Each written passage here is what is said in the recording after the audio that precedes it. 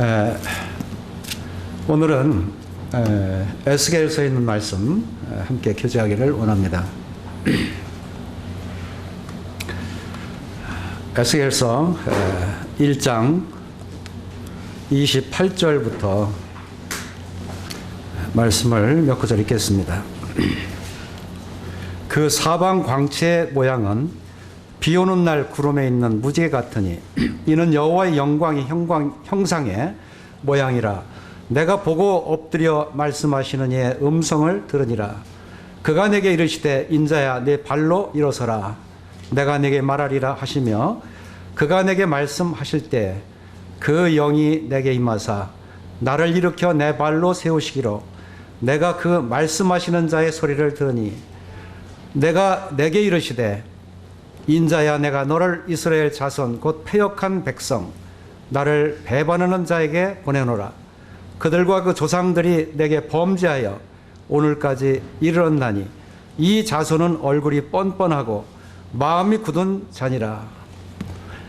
내가 너를 그들에게 보내노니 너는 그들에게 이르기를 주 여호와의 말씀이 이러하시다 하라. 다음은 에스겔서 한참 넘기셔서 37장입니다.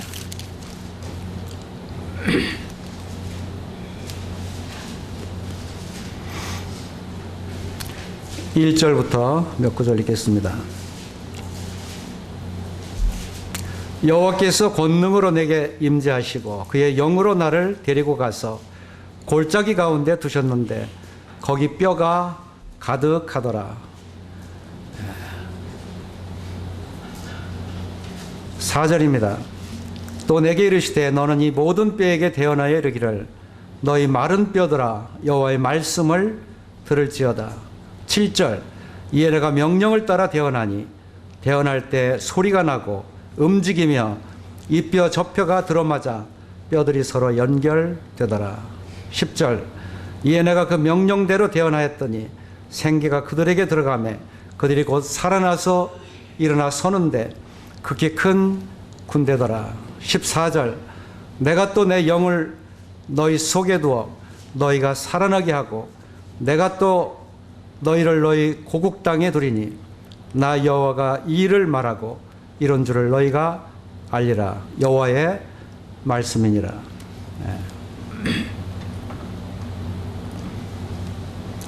시간이 지금 25분인데 원래 일정대로라면 40분에 끝나야 되는데 일단 지금 시작해서 40분간 이렇게 진행하도록 하겠습니다.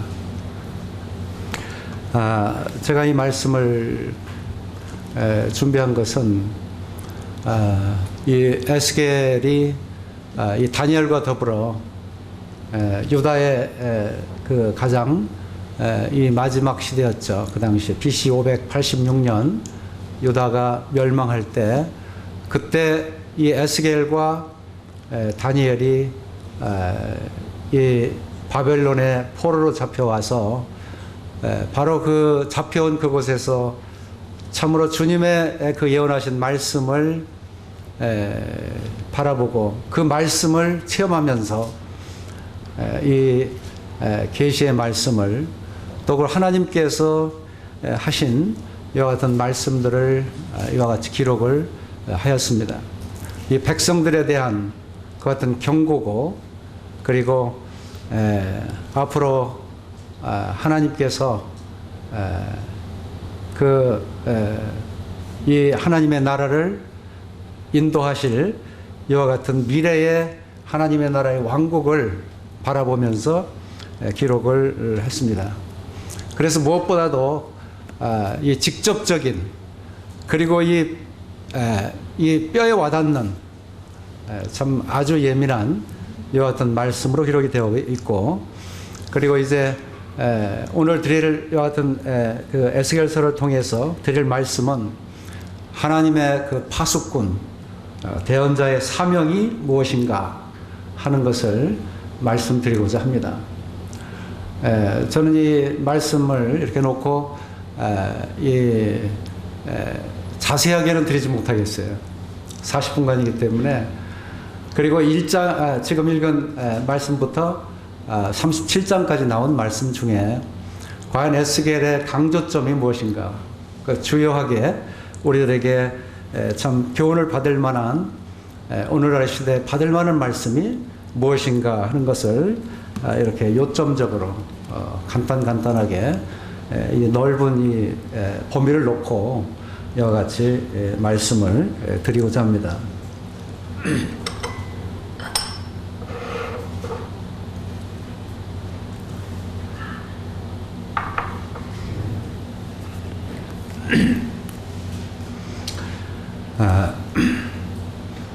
이 유다의 지금 에스겔이 처한 이와 같은 상황은 참 어려운 상황이었어요.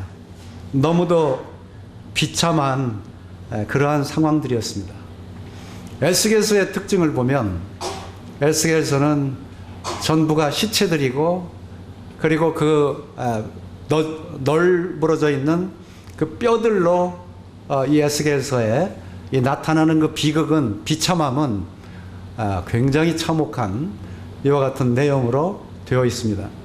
그런데 마지막에 우리가 본문에 읽은 에스겔 37장은 그 뼈들을 다시 모으시고 회복시키시고 그리고 거기에 그 가죽을 입히시고 생기를 입히셔서 이 참 도저히 회복 불능한 이와 같은 그 유다 이스라엘 백성들을 하나님께서는 그 사랑으로 인도하신다고 하는 이와 같은 내용으로 이 에스겔서가 진행이 되어 있습니다.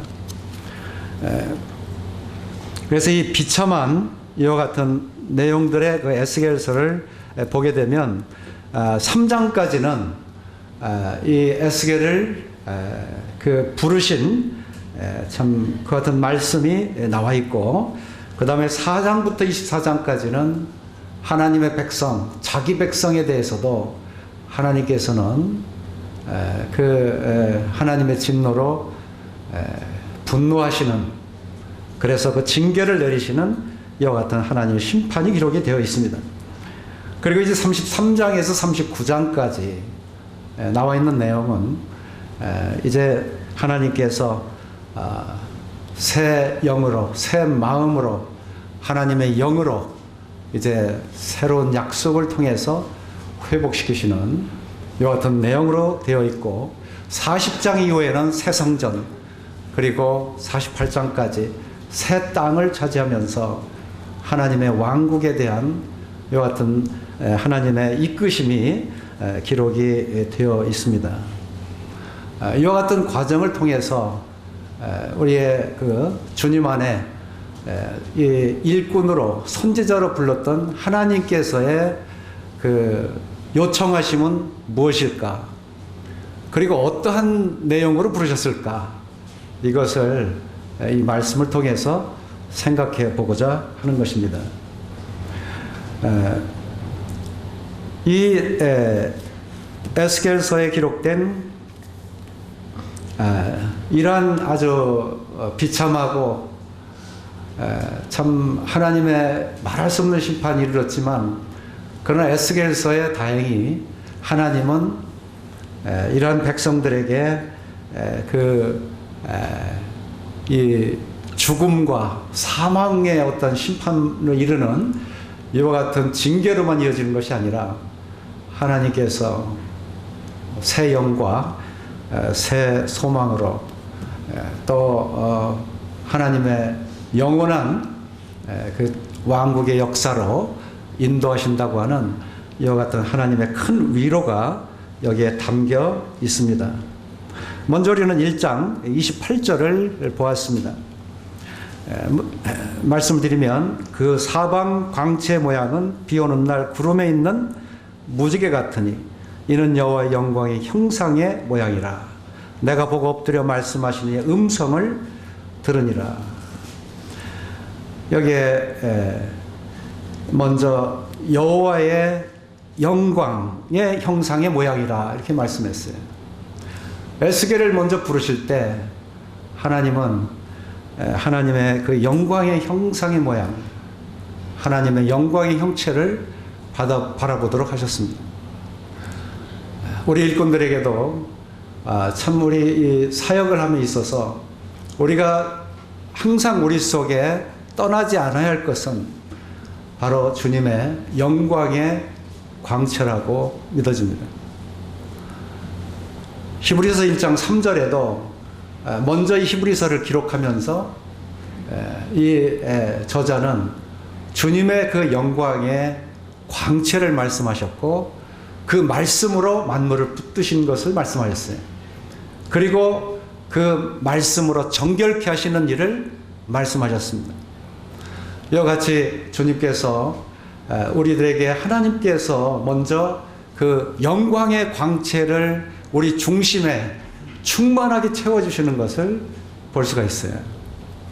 이 영광의 광채가 사역자들에게, 일을 하는 일꾼들에게 그 충만함이 없다면 이 지금 에스겔서의 37장까지 쭉 우리가 보시게 되겠는데, 그러한 그 동력이 없으면 결코 주님의 그 부르심과 맡기신 사역에 어떻게 감당할 것인가, 이런 면을 생각하면서 주님 앞에 기도가 되어집니다.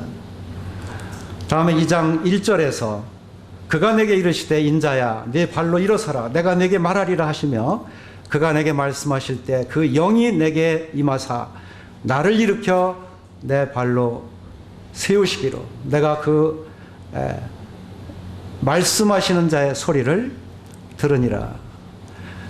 여기에 먼저 그 영이 내게 임했다. 참 이것은 에스겔 뿐만 아니라 주님의 모든 일에 가장 중요한 바로 우리들의 생명과 동력인 것을 깨닫게 합니다. 여기에 1장 2장에 보여준 그와 같은 수레바퀴와 같은 이 바퀴와 같은 영들로 가득 찬, 눈이 달리고 말을 하는 이와 같은 하나님의 충만하신 영이, 그 영이 바로 내게 임했다.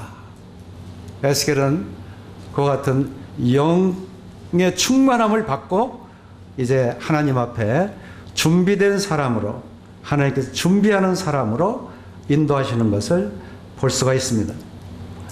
여기에 에스겔서를 잘 읽어보시면 아시겠지만 모든 사건마다 하나님의 일을 함에 있어서는 그 영이 임했다라고 말씀하고 있어요. 그 영이 그 마음을 감동하셨다고 말씀하고 있어요. 3장 12절에도 볼 것 같으면 거기에 그때 주의 영이 나를 들어 올리시는데, 14절에도 주의 영이 나를 들어 올려 데리고 가시는데 여호와의 권능이 힘있게 나를 격동시키시더라, 이렇게 말씀하고 있습니다. 여호와의 권능이 힘있게 감동시키는 그와 같은 선지자, 이를 하나님께서 준비시키시는 것을 볼 수가 있습니다. 주님의 영이 계속 거함으로 인해서 에스겔은 얼마나 이 유다 백성, 이스라엘, 이 예루살렘에 거하는 이와 같은 백성들이 타락해 있는지를 또한 보게 하십니다. 에스겔서 8장 3절을 볼 것 같으면 이렇게 쭉 넘어갈 테니까요, 찾을 수 있으면 찾아서 같이 보시면 좋겠습니다. 찾지 않으셔도 들으셔도 되겠는데요, 어쨌든 찾으시면 좋겠죠. 8장 3절에 그가 손 같은 것을 펴서 내 머리털 한 모습을 잡으며 주영이 나를 들어 천지 사이로 올리시고 하나님의 환상 가운데 나를 이끌어 예루살렘으로 가서 안뜰에 들어가는 북향문에 이르시니 거기에 질투의 우상 곧 질투를 일어나게 하는 우상의 자리가 있는 것이라. 그래서 8장 14절에는 담무스를 섬기는, 8장 16절에는 태양신에 경배하는 이와 같은 우상 숭배하는 이와 같은 모습을 주님의 영은 이끌어서 보게 하셨습니다. 주님의 영이 나를 들어, 이와 같이 말씀하시면서 주님의 영으로 충만한 가운데 이와 같이 우상 숭배하는 것들을 보게 하시고 거기에서 분노케 하시고 거기에 하나님의 복음을 전하는 이와 같은 에스겔의 모습을 볼 수가 있는 것입니다. 다음엔 에스겔서 11장 24절에도 볼 것 같으면 거기에 주의 영이 나를 들어 하나님의 영의 환상 중에 데리고 갈대아에 있는 사로잡힌 자 중에 이르시더니, 여기에 주의 영이 나를 들어, 거기에서 보이는 것은 바로 이 포로들에게 하나님의 말씀을 전가할 것을 말씀하셨습니다. 그리고 11장 1절에 보면 그때 주의 영이 나를 들어 올려서, 5절에 여호와의 영이 내게 임하여 이르시되 너는 말하기를 여호와의 말씀에 이스라엘 족속아 너희가 이렇게 말하였도다. 너희 마음에서 일어나는 것을 내가 다 아노라. 그러면서 7절에서 12절과 더불어서 3분의 1이 전부가 죽임을 당해요. 3분의 1이 또 죽어요. 3분의 1이 또 다 흩어지게 하지만 칼이 그를 뒤쫓는다고 말씀하고 있어요. 하나님의 말씀과 하나님의 영이 아니고서는 말할 수 없는 것이죠. 에스겔에게 항상 주님의 영이 임함으로 인해서 하나님의 이 사역의 일을 감당하는 것을 볼 수 있습니다. 3분의 1이 다 망하고 나중에는 3분의 3이 다 망하는 거예요. 그럼 예루살렘에는 전멸이죠.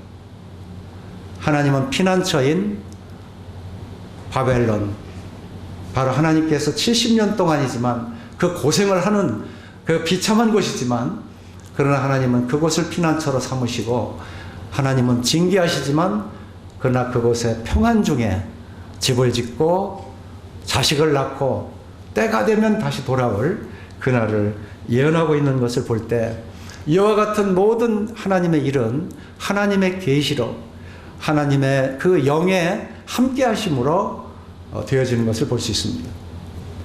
우리가 이와 같은 것을 볼 때 주님의 사역을 한다고 함에 있어서 우리가 주님의 영을 덧입고 우리가 기도하면서 하나님의 영의 감동함을 입고 주님의 일을 해야 된다고 하는 것은 우리들에게 참으로 필수라고 하는 것을 우리들에게 가르쳐 주고 있습니다. 그리고 이 영과 더불어서 에스겔서 2장 2절에 볼 것 같으면 후반절에 내가 그 말씀하시는 자의 소리를 들으니라 라고 말씀하고 있습니다. 영으로 충만하게 할 뿐만 아니라 그 하시는 말씀을 들었다. 하나님의 말씀이 아니고서는 에스겔은 하지 않는 것을 봐요. 하나님이 이르시되 하나님의 여호와의 말씀이니라. 모든 것은 여호와의 말씀으로 하는 것을 보아요. 우리가 강단에서 설교를 하고 하죠. 시간이 보통 50분이나 1시간 제한이 되어 있습니다.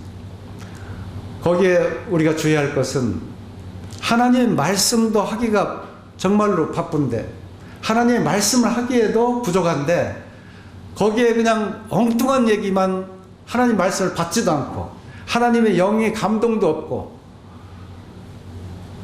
하나님께서 일러주시지 않은 자기 생각을 계속 한다고 하는 것은 이 강단에서는 우리가 주의해야 할 것이 아니냐.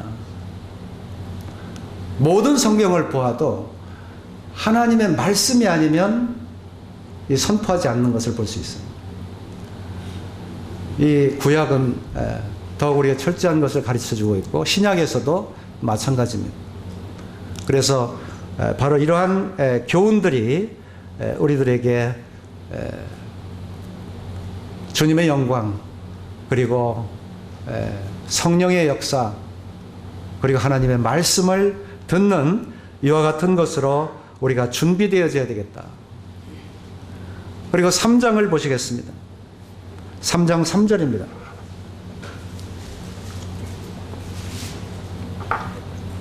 37장까지 중요 부분을 계속 해나가겠습니다. 내가 내게 이르시되 인자야 내가 내게 주는 이 두루마리를 네 배에 넣으며 내 창자에 채우라 하시기에 내가 먹으니 그것이 내 입에서 달기가 꿀 같더라. 에스겔에게 있어서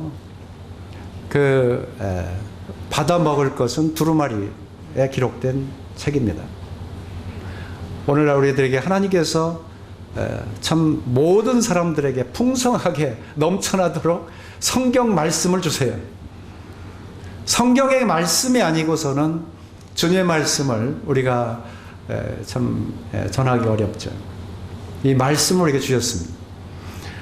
이 두루마리 책인 이 성경을 우리에게 주셨을 때 이 성경을 이것을 배에 채우고 창자에 채우라 말씀하셨어요.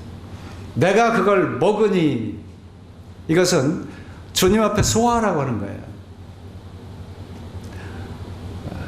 제가 이 창세기부터 지금 우리 영등포교회는 일주일에 한 권씩을 계속 공부합니다. 이 처음 성경 대하시면 굉장히 어렵죠. 그러나 성경 한 권을 정말 요점을 가지고 일주일 동안 또 이렇게 그 수요일도 전하고 주일날도 전하고 이렇게 하면서 한 권을 소화를 해요.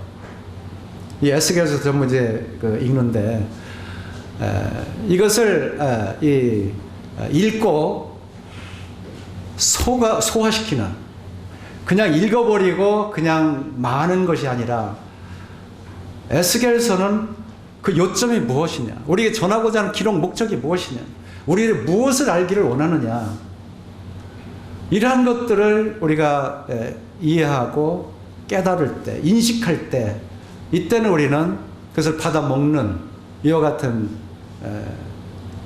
그 소화를 시키는 이와 같은 자세가 되어지는 것입니다. 여기에 받아 먹으니까 그것이 내 입에 달기가 꿀 같더라. 하나님의 일을 하는 사역자는, 대언자는, 파수꾼은 하나님의 말씀이 달아야 돼. 전 그걸 느꼈어요. 하나님의 말씀을 계속 읽을 때 하나님의 말씀이 달아야지. 우리가 구원받기 전에 성경 말씀 읽었으면 어떻게 됐습니까? 그냥 대하면 그냥 졸잖아요. 지금 반대, 이제 말씀이 달고 세상적인 얘기하면 잠이 와요. 그리고 성경을 계속 대하면 성경에서 거기에 정말 이 엑기스, 하나님께서 주시는 성령의 엑기스를 계속 부어주시고 깨닫게 하시고 그 가운데 성장하게 하시고 또 그리스도의 몸에 충만한 데까지 이르기까지 계속 장성하게 하시는 것을 우리가 볼 수가 있습니다. 에스겔에게 이와 같은 그 두루마리를 먹고 배에 채우고 창자에 채워서 소화되기까지, 그래서 그 맛이 달게 되기까지 준비시키는 것을 볼 수가 있습니다. 그래서 이제 우리 모임들이 정말 많이 자랐고 많이 성장을 했습니다. 그러나 그 성장이 어떤 향방 없이 가는 것이 아니라 하나님께서 주신 그 같은 표대를 향해서, 그 표대는 무엇입니까? 하나님께서 방향성을 주셨습니다. 그리고 우리에게 하나님의 나라를 이루어갈 수 있는 분명한 목표를 우리에게 주셨습니다. 그렇다면 우리는 이와 같이 주님의 영으로 그 말씀을 듣고 그것을 소화하고 그리고 하나님 앞에 이제 이 일을 감당하는 이와 같은 자들로 우리가 서야 되겠죠. 하나님은 그것을 원하고 계십니다. 이제 3장 26절입니다.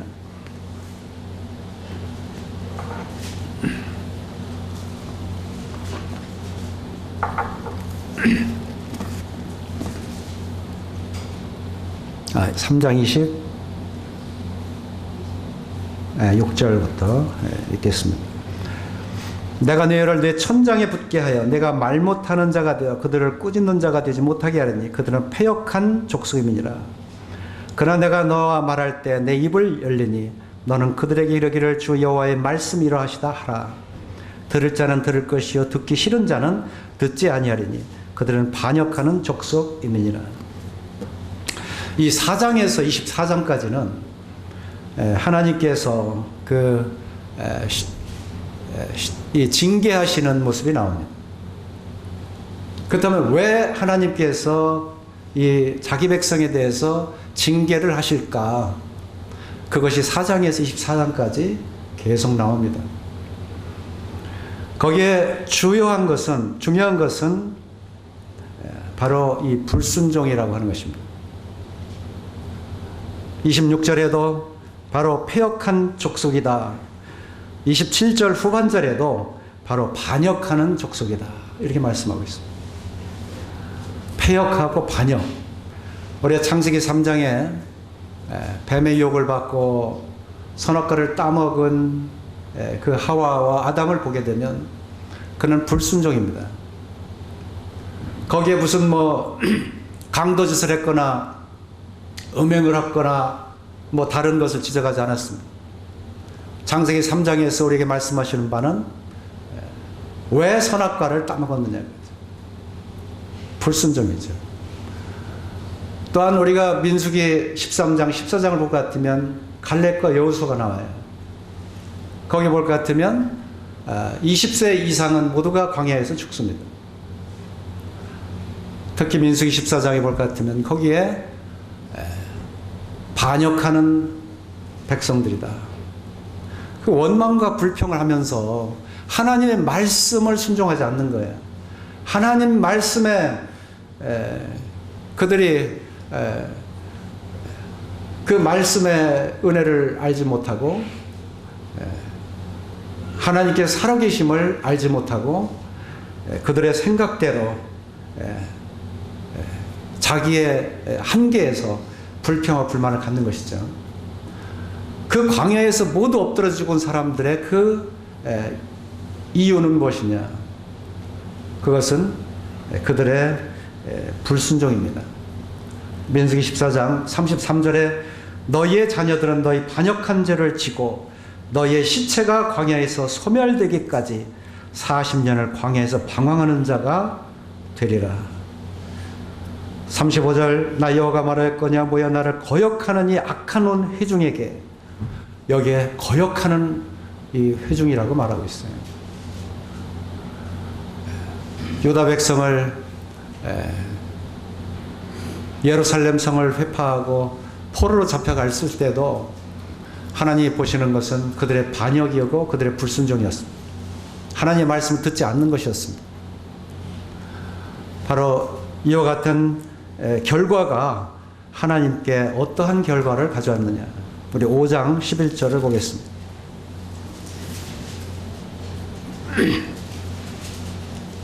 그러므로 나 주 여호와가 말하노라. 내가 나의 삶을 두고 맹세하노니 내가 모든 미운 물건과 모든 가증한 일로 내 성소를 더럽혔은즉 나도 너를 아끼지 아니하며 국류를 베풀지 아니하고 미약하게 하리니. 여기에 모든 미운 물건, 모든 가증한 일로 내 성소를 더럽혔은즉이라고 말씀하고 있습니다. 그 결과는 조롱거리, 칼, 기근, 전염병 이와 같은 것으로 하나님께서 진노하시면서 징계하시는 것을 볼 수가 있습니다. 하나님은 그들을 진노하시되 아주 예루살렘에 거하는 거주민들을 하나도 남김없이 거기에 남아있는 사람들은 모두가 다 저주를 받은 자가 되어버렸어요. 하나님은 징계하실 때 그와 같이 징계하셨습니다.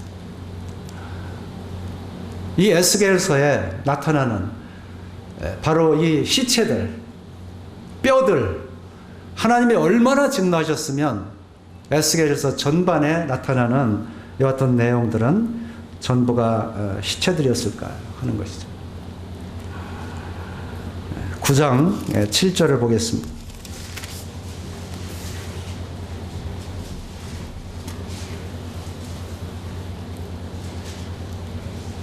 그가 또 그들에게 이르시되 너희는 성전을 더럽혀 시체로 모든 뜰에 채우라. 너희는 나가라 하시매 그들이 나가서 성읍 중에서 치더라. 여기에 너희는 성전을 더럽혀 시체로 모든 뜰에 채우라. 11장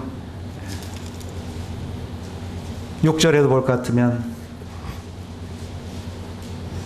너희가 이 성읍에서 많이 죽여 그 거리를 시체로 채웠도다. 이 시체들이 이 즐비한 거예요. 그래서 이제 24장까지 가보시면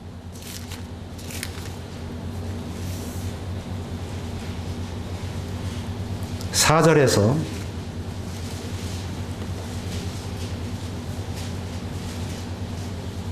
(4절) 같이 돼 있죠.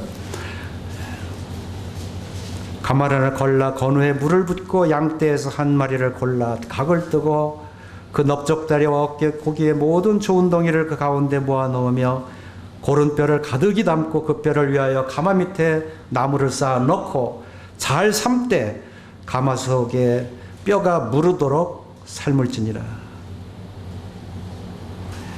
그러므로 주 여호와께서 이같이 말씀하셨느니라. 피를 흘린 성읍 녹슨 가마 곧 그 속에 녹을 없이 하지 아니한 가마여 화 있을진저. 여기에 이 녹슨 가마의 비유를 통해서 아주 그들을 삶때 아주 잘 삶아서 가마 속에 뼈가 무르도록 삶을지니. 이 하나님의 진노하시는, 하나님에 대한 불순종이 얼마나 크면, 하나님의 진노가 얼마나 크시면 이와 같이 시체로 채우고 가마솥에 삶아서 그들을 이와 같이 심판하시나. 우리의 현재 로마서 11장에 볼 것 같으면 이 원가지도 아끼지 아니하셨는데 너희들인가 보냐.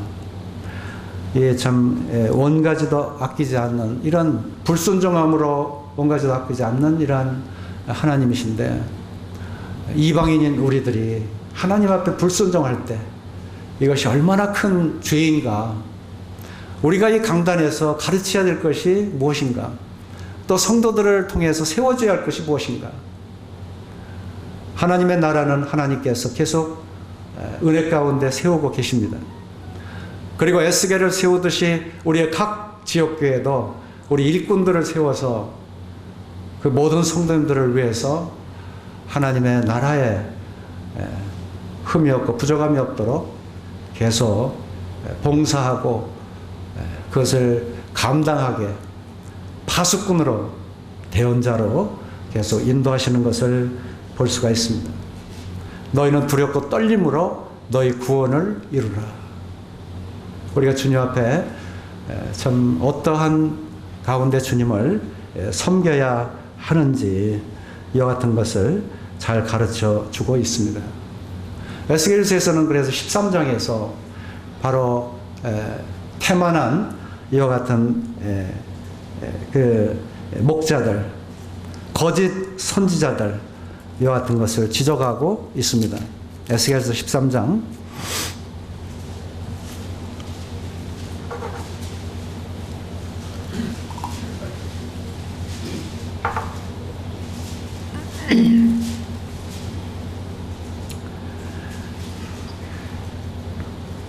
거기에 자기 2절에 보면 인자야 너는 이스라엘이 예언하는 선지자들에게 경고하여 예언하되 자기 마음대로 예언한 자에게 말하기를 너는 여호와의 말씀을 들으라.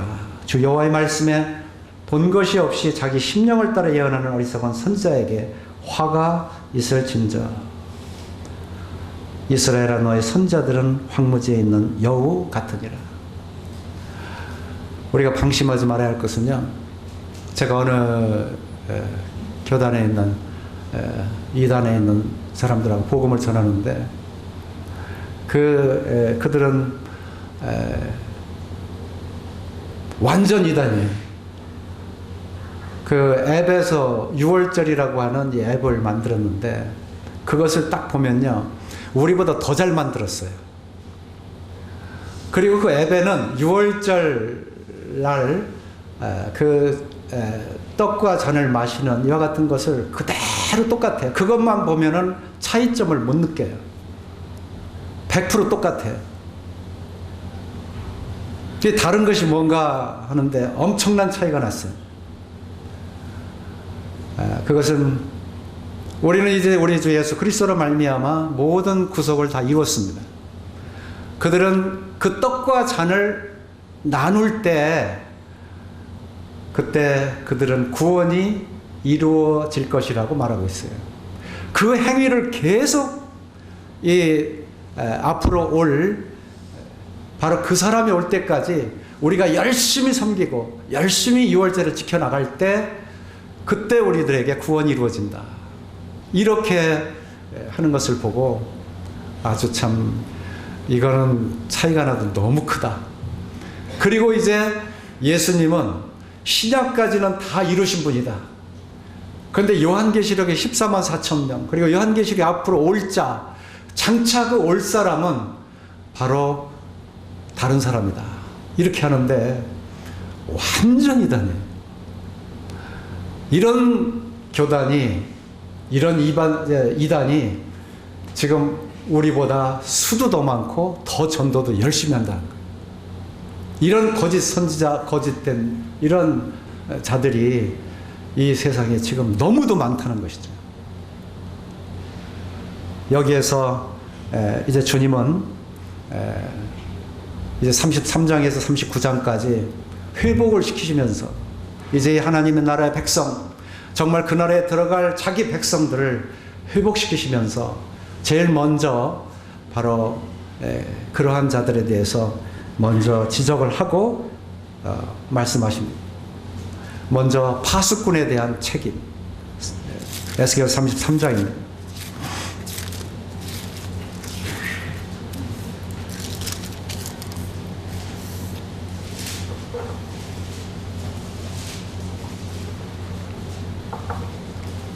(2절) 33장 2절 이제 너는 내 민족에게 말하여 이르라. 가령 내가 칼을 한 땅에 임하게 한다 하자. 그 땅 백성이 자기들 가운데 하나를 택하여 파수꾼을 삼은 그 사람이 그 땅에 칼이 임함을 보고 나팔을 불어 백성에게 경고하되 인자야 내가 너를 이스라엘 족속의 파수꾼으로 삼음이 7절 인자야 내가 너를 이스라엘 족속의 파수꾼으로 삼음이 이와 같으니라. 그러즉 너는 내 입에 말을 듣고 나를 대신하여 그들에게 경고할지어다. 여기에 나팔을 불라고 말씀하고 있고 그리고 그들에게 경고하라고 말씀하고 있습니다. 이것이 이 이스라엘을 회복시키면서 33장이 이제 첫 장이거든요. 39장까지 볼 때 그 첫 장, 첫 절에 바로 파수꾼의 임무를 그 책임을 져라. 내가 만약에 전하지 않으면 너에게 피가 돌아갈 것이다. 그 피가 그에게 듣지 않는 사람에게 돌아가도록. 그러나 그에 돌아가도 안 되겠죠. 다들 주님의 말씀을 듣고 구원에 이를 수 있도록 파수꾼의 책임을 다하라. 이렇게 이루고 있습니다. 34장에서도 이제 또 중요한 말씀을 하고 있습니다. 2절부터 7절까지 8절까지 볼 것 같으면 내용이 너무 길어요. 여기에 요점을 말씀드리면 2절에서는 자기의 이득만을 챙기는 그런 목자들이에요. 3절에서는 이 양털만 기름 먹고 양털 깎아서 자기만 먹는 그런 수탈하는 목자들입니다. 5절에서는 목자가 없으므로 그들이 흩어져서 모든 들짐승의 밥이 되었도다. 들짐승의 밥이 되도록 내버려 두는 목자. 그리고 자질이 없는 그런 목자. 그리고 6절에서는 내 양떼가 모든 산과 높은 맷뿌리마다 유리되었고 내 양떼가 온 지면에 흩어졌으되 찾고 찾는 자가 없도다. 인도함이 없는, 목자로서 인도함이 없는 무책임한 그런 것을 지적하고 있습니다. 8절을 보겠습니다.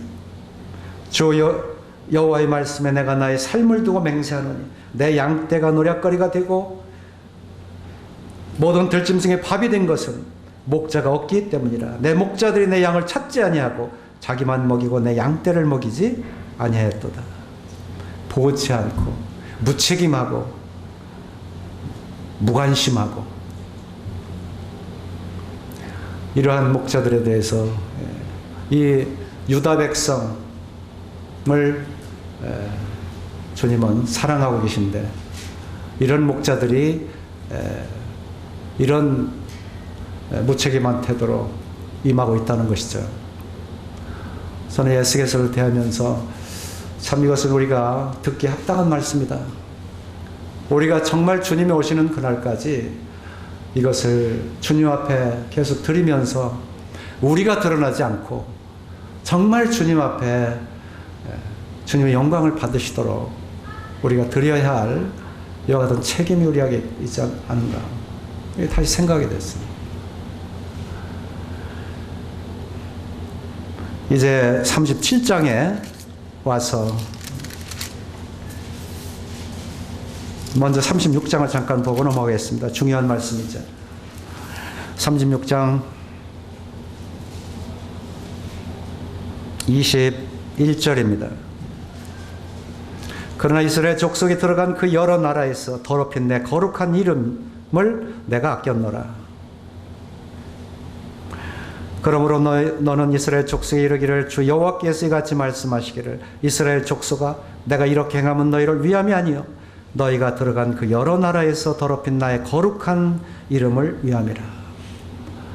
실상 하나님께서 얼마나 그간에 불순종하는 그동안 하나님께서 얼마나 이 열방에 그 이름이 더럽혀졌는지, 우리가 이 모임에서 얼마나 돌아보지 않는 동안에 얼마나 이 가정적으로나 이 성도들이나 얼마나 이방에게 많은 것을 뺏겼는지, 많은 유혹을 받고 있는지. 그러나 주님은 그 더럽혀진 그 같은 그 이름, 나의 거룩한 이름, 이것을 위해서 주님께서는 이 하나님의 나라를 지금도 계속 이어가고 있다고 하는 것입니다. 우리 주님은 주기도면에서 이걸 가르쳐 주셨어요. 하늘에 계신 우리 아버지와 거룩히 여김을 받으시며 나라에 임하옵시며 뜻이 하늘에서 이루어지고 땅에서도 이루어지이다. 우리가 지금도 기도할 제목은 그것이고 우리가 행해야 할 일도 바로 그와 같은 것이다 하는 것을 가르쳐주고, 그 내용은 25절에 말씀하고 있습니다. 맑은 물을 너에게 뿌려서 너희로 정결하게 하되 곧 너희 모든 더러운 것에서와 모든 우상 숭배에서 너희를 정결하게 할 것이며 또 새 영을 너희 속에 두고 내 마음을 너희에게 주되 너희 육신에서 굳은 마음을 제거하고 부드러운 마음을 줄 것이며 또 내 영을 너희 속에 두어 너희로 내 율례를 행하게 하리니 너희가 내 규례를 지켜 행할지라. 내가 너희 조상들에게 준 땅에서 너희가 거주하면서 내 백성이 되고 나는 너희 하나님이 되리라. 참 주님의 정말 분명한 뜻을 지금의 이 새로운 새 왕국을 이어가는 이 시대에 우리에게 주신 그 임무, 하나님은 이미 우리에게 그 아들을 통해서 우리를 새 것으로 만들어 주셨습니다. 그리고 새로운 성령으로 그 말씀을 계속 부어주고 있습니다. 우리에게 있는 것은 전부 새 영이고 주님께서 주신 내영 하는 그 내용은 주님의 영입니다. 내가 성령을 저에게 보내리니 내 것을 가지고 너에게 가르칠 것이요 나를 생각하게 할 것이다. 우리 주님은 이 일을 위해서 이 땅에 오셨고 우리는 바로 그 일을 임무를 맡고 이 땅에서 일을 감당해야 될 책임이 있는 그런 대언자들이다 하는 것을 우리가 깨닫게 됩니다. 우리 마음속에 26절에 오면 또 내 새 영을 너희 속에 두고 새 마음을 너에게 주되, 우리 속에 항상 새 영과 새 마음으로 채우는 것은 우리들의 책임이고 우리들의 의무라고 하는 것이죠. 이제 37장에서 나온 말씀 읽고 정리를 해가도록 하겠습니다. 1절에 보면 여호와께서 권능으로 내게 임재하시고 그의 영으로 나를 데리고 가서 골짜기 가운데 두셨는데 거기 뼈가 가득하더라. 여기에도 여호와께서 권능으로 내게 임재하시고 그 영으로 나를 데리고, 주님의 영이 아니면 그 역사가 없죠. 근데 데리고 간 것은 골짜기 가운데 데려가셨습니다. 거기에는 그 뼈가 시체가 차고 넘치고 피가 흘려지고 한 그 예루살렘, 폐허가 된 그 땅에 이제 오랜 세월이 흐르고 이제 뼈들이 널브러지고 그곳에 하나님께서 에스겔을 데리고 가서 이곳을 한번 봐라 하는 것이죠. 골짜기를 간다고 하는 것은 유쾌하지 않습니다. 그 뼈가 있는 곳을 가는 것은 그렇게 우리들에게 좋은 것이 아니죠. 힘든 것이. 우리의 사역이 참 감당을 해보니까 쉬운 것이 아니더라고요. 잘 해도 정말 어려워요. 근데 그 뼈들이 있는 그곳에 주님은 데리고 가셨다는 것이죠.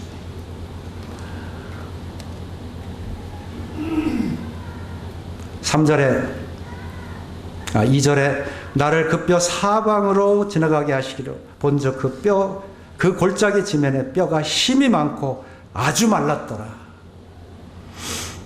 그간에 이 목자들이 자기 사리사욕만 채우고 양들을 찾지 않는 사이에 이 뼈들은 이렇게 마르고 온 골짜기 사방에 흩어져 있는 것을 보셨습니다. 그리고 그곳에 보게 하셔서 가보니까 실제 골짜기 지면에 뼈가 힘이 많았다. 아주 말랐더라. 말씀하고 있습니다. 3절 그가 내게 이르시되 인자의 뼈들이 능히 살 수 있겠느냐 하시기로 내가 대답하되 주 여호와여 주께서 아시나이다. 참 주님은 할 수 있는 능력이 있으신 분이다. 갈렙과 여호수아와 같은 믿음을 요구하시는 것입니다. 로마 4장의 아브라함과 같은 없는 것 같이 부르시는 바로 그러한 믿음을 요구하시는 것입니다. 에스겔이 과연 이 뼈들을 대해서 대언할 수 있을까? 대언하라는 거예요. 저는 약하지만 주님은 아십니다. 베드로에게 3번 질문한 것과 동일한 질문을 또 하고 계세요. 나는 감당할 수 없습니다. 그러나 주께서 함께 하시면 능히 하실 수 있습니다. 주님은 사람을 살리실 수 있는 분이십니다. 부활의 주님이십니다. 능력의 주님이십니다. 우리들에게 이와 같은 믿음을 가지고 서도록 주님은 지금도 테스트하고 계시구나. 이제 에스겔의 믿음을 보셨을 거예요. 그리고 4절에 또 내게 이르시되 너는 이 모든 뼈에게 대언하여 이르기를 너희 마른 뼈들아 여호와의 말씀을 들을지어다. 여기에 대언하여 이르기를 하는 말씀에 주의하시기 바랍니다. 에스겔은 대언자예요. 그가 어떤 일을 행하는 자가 아닙니다. 그의 능력을 어떤 일을 하라고 하는 것이 아닙니다. 대언해라. 6절까지 주님은 먼저 이와 같은 것을 말씀하시고 7절에 이에 내가 명령을 따라 대언하니 대언할 때 소리가 나고 움직이며 그 뼈, 이 뼈, 저 뼈가 들어맞아 뼈들이 서로 연결되더라. 그 명령을 듣고 행했는데 이 뼈, 저 뼈가 들어맞았다. 그 뼈들이 골짜기 사방에 흩어졌으니까 얼마나 말도 안 되죠. 해골, 그냥 발뼈, 목뼈 할 거 없이 그냥 다 널브러져 있는 뼈들, 그것이 들어맞는 그 기적을 이 에스겔은 보고 있는 것이죠. 우리 모임에 정말로 주님의 말씀만을 받아서 계속 주님의 말씀을 대언하게 될 때 그 능력은 주님께 있고 또 그에 대언하는 이와 같은 대언자들을 통해서 이 뼈들이 들어맞고 살아날 것입니다. 그러나 그뿐 아니라 이제 10절에 보니까 9절부터 볼게요. 또 내게 이르시되 인자야 너는 생기를 향하여 태어나라. 생기에게 태어나 이르기를 주 여호와께서 이같이 말씀하시기를 생기야 사방에서부터 와서 이 죽음을 당한 자에게 붙어서 살아나게 하라 하셨다 하라. 이에 내가 그 명령대로 태어나였더니 생기가 그들에게 들어가매 그들이 곧 살아나서 일어나 서는데 그게 큰 군대다. 여기에 명령대로 태어났다. 여기는 생기에 대한 대언입니다. 우리들에게 요한복음 5장 26절 7절에 말씀한 대로 우리 주님은 그 아들의 음성을 듣는 자는 살아나리라. 아들에게 그러한 권세를 주셨다. 우리들 대언자에게도 우리 주님의 영을 통해서 이 어떤 대언을 하게 하셨다고 하는 데 대한 참 굉장한 우리들에 대해서 사신으로 보낸 이 같은 주님의 그 고난이 정말 특별함이 우리에게 주어져 있다고 하는 것을 생각하게 됩니다. 생기가 살아나는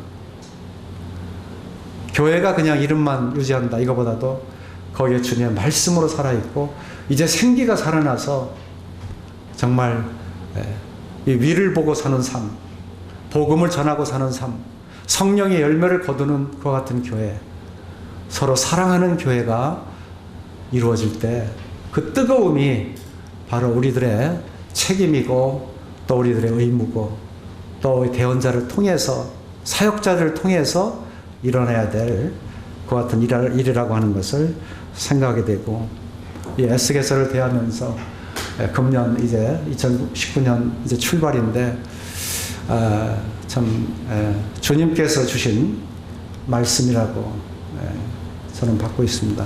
그렇게 여기시고 함께 기도하면서 우리 모임 전체가 생기가 있는 모임으로 이제 살아나기를 바라겠습니다. 제가 소개를 못 드렸네요. 영등포교회 정달진입니다. 이렇게 소개를 늦게 하는 사람도 있네.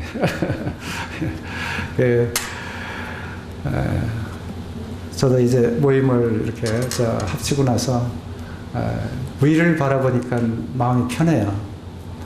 젊었을 때는 모임에서도 이름을 내기 위해서 막 이렇게들 생각하고 막 했는데 저도 그렇게 했는데 참 주님만을 섬기고 그간에서 주님의 말씀으로 이렇게 생기로 살아나고 이와 같은 것을 볼 때 좀 서로 협력해서 선을 이루는 것이 얼마나 아름다운가. 1년차 됐는데 서로 참 좋은 관계를 유지하고 있습니다. 말씀 드리겠습니다. 감사합니다.